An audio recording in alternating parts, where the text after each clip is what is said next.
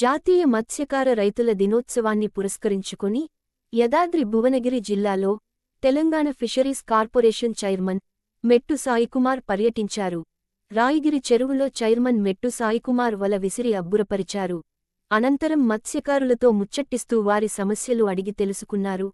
ఎంతో నమ్మకంగా సీఎం రేవంత్ రెడ్డిగారు తమకు ఫిషరీస్ కార్పొరేషన్ చైర్మన్గా అవకాశం కల్పించినందుకు అందుకు నమ్మకంగా మత్స్యకారుల పురోగతికి కృషి చేస్తానని హామీ ఇచ్చారు.